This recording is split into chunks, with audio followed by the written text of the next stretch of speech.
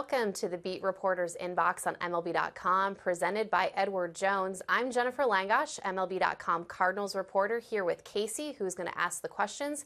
Casey, who's up first? All right, guys, we'll be taking in your questions from Facebook Live. First one is from Mike.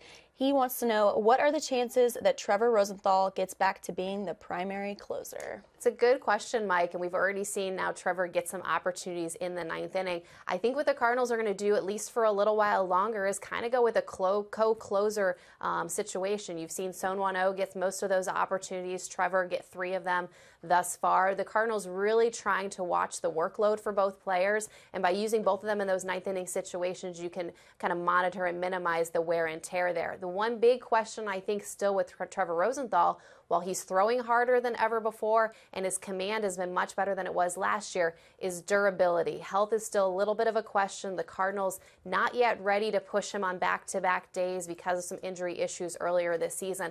I think he's going to have to get through that hurdle first if the Cardinals want to move him to that ninth inning spot full time. All right, next up, this is from Pete. He wants to know, will Carpenter go back to the leadoff spot, or is Dexter Fowler where he needs to be? That spot is going to be Dexter Fowler's, I would imagine, for the rest of this season and probably for several seasons moving forward. What I think is interesting for Matt Carpenter, though, if you want to talk about lineup positions, is maybe he fits better in that second spot at some point during this year. You look at what he's done in the 3-hole, not a ton of extra base hits, not necessarily showing the power that we've seen of Matt Carpenter in years past. He is, however, getting on base at a very good clip, enters today with the second highest on-base percentage on the team. He's still drawing walks, drawing out those extended at-bats. And with Aledmys Diaz struggling in that 2-hole, I do wonder if the Cardinals at some point might consider moving Matt Carpenter up one notch. But as far as the leadoff spot, Dexter Fowler, who has been heating up as of late, that's the spot the Cardinals want him in. They want him to kind of be that you go, we go that he was in Chicago last year. And if you can have a guy like Dexter Fowler and Matt Carpenter, whether he hits second or third, getting on base with regularity, that's what's going to make this lineup go. Nice. Next one's from Keith. He says, how's the middle rotation holding up? The rotation is good, and actually been very pleasantly surprised by, I think, what we've seen out of both Mike Leake and Michael Wacha thus far. Michael Wacha came into camp just a few months ago really having to fight for a rotation spot. He made this rotation as a number 5 starter. Actually been pitching, though, probably more like a number 3 starter, so that's really good news for the Cardinals. Then you look at what Mike Leake did, a disappointing year for him last year, the highest ERA of his career. He was really, though, hurt by the defense, which has played better behind him this year, despite some issues in general. So Mike Leake entered May with the lowest ERA among all National League starters with a 1.35 mark. For the Cardinals to get that kind of production from those 2 bottom of the rotation type guys, it's really helped them as they've had to kind of weather through some struggles with both Adam Wainwright and Carlos Martinez, and obviously getting Lance Lynn back from injury has been a big boost to this rotation so far. So, while there's been a lot to pick apart with this Cardinals team early in the year, the rotation has been an anchor once again and was really kind of what the Cardinals hoped it would be. This one's from Scott. He wants to know, are there any position players in the minors that might help the Cardinals later this season? It's a good question. They don't necessarily have the impact-type prospects up in AAA. You think back to recent years and some of the players the Cardinals have been able to call up midseason when they needed help, whether it was Oscar Taveras a few years ago, Stephen Piscotty in 2015, guys who came up right away and made an impact.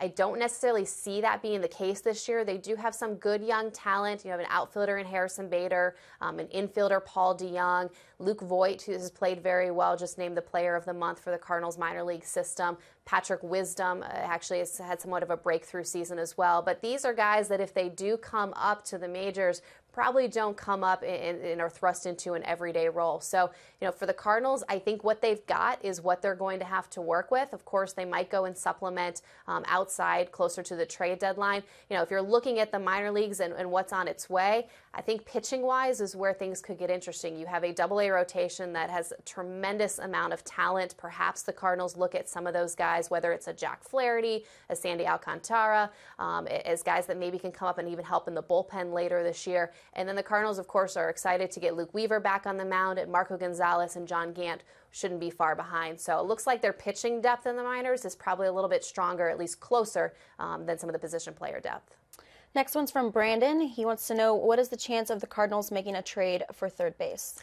I still think there's a good possibility there. It's been interesting, though, in that their best player over the first month of the season has been Jed Jerko, to many surprise. Though, of course, Jed's flexibility would also allow the Cardinals to move him elsewhere if they do trade for a third baseman. I do think what this Cardinals team still needs is kind of that anchor and impact bat in the middle of the lineup, and you think about where that could fit. Third base does seem to be a good fit. Of course, disappointing start this season from Johnny Peralta. Not sure what the Cardinals can expect of him moving forward in his last year of his contract. And, can Jed Jerko keep up the pace and hitting the home runs that he has? I'm not sure that we've seen enough of him to totally buy in. So, yeah, I do think as the Cardinals get closer to the trade deadline, I'm pretty certain they'll be looking for relief help by then, but also third base help could be on their radar.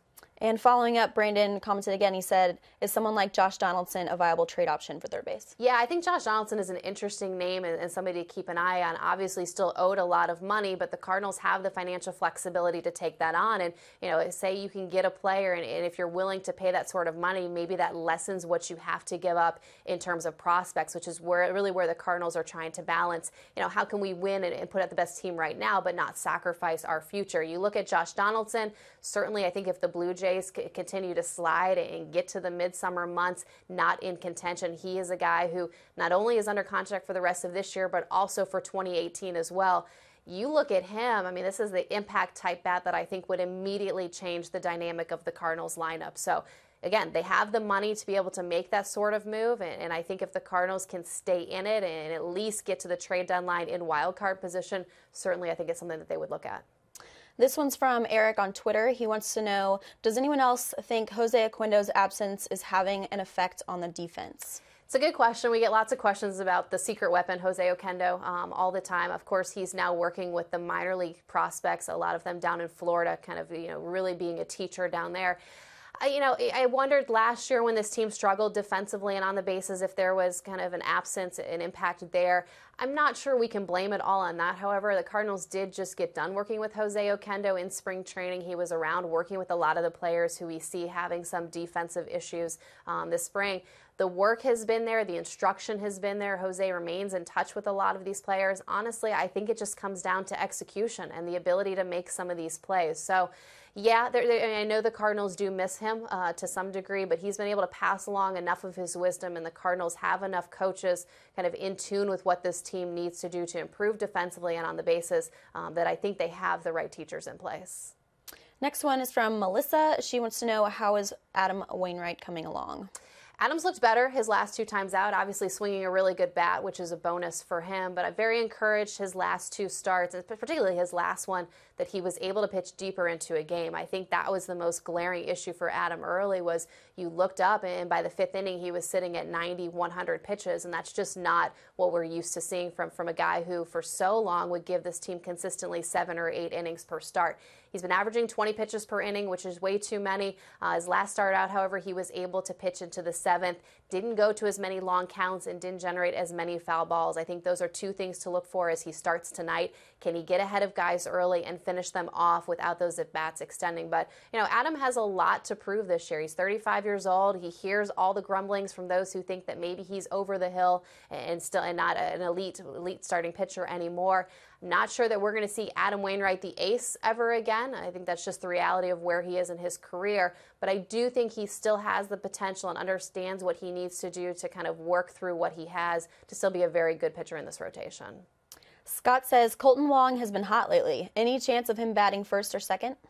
I think the Cardinals right now are really happy with where Kolten is, and because of that, don't really want to mess things up. You look at him, we talked earlier about the top of that lineup and Diaz struggling. Kolten Wong, the way he is hitting right now, it could look interesting in that 2-hole. But the Cardinals, again, they don't really want to mess with something that's working. I think we'll see Kolten continue to hit 8th in the lineup. I think the big thing for Kolten, though, is he's now getting the consistent playing time that the Cardinals kind of promised him coming into the season. We saw him earlier this week Leake bounced back from a terrible game on Monday in which he committed both a base running blunder and an error in the field that led to the Milwaukee's game-winning runs. We saw him come out on Tuesday with great energy and actually drove in the winning run with an infield hit. So for him, I think the maturing process is really ongoing. Better communication with the manager has been helping him. And again, I do think we'll see him continue to hit eighth. It's where he's comfortable. And the Cardinals hopeful that the production that they've seen in this first month is something that Colton can sustain now for the next 5. Kim wants to know, when are the Cards going to bring up Carson Kelly?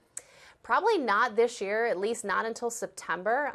That being said, of course, if there were to be an injury to catcher Yadier Molina, Carson Kelly would be the guy coming up. But one of the reasons why the Cardinals were aggressive in re-signing Eric Fryer over the offseason is they wanted Carson to get another year of kind of tutelage in AAA. You look at Carson's numbers right now, they don't jump off the page in terms of what he's doing with that Memphis club. He's still working with a lot of young pitchers there. And let's remember that Carson is a converted catcher. He hasn't been behind that plate for all that long of time. So I would imagine we'll see him play out the whole season in Memphis again, unless there's a need at the big leagues. I would expect to see him come up as part of that September call-up wave. And then I think next year is the year where it gets interesting for the Cardinals, and perhaps they look at Carson Kelly as a guy who can now back up Yadi Molina, maybe make 30, 35 starts during the year and learn from one of the best. And of course, with Yadi now signed through 2020, that's probably going to be Carson's role for at least a couple more years.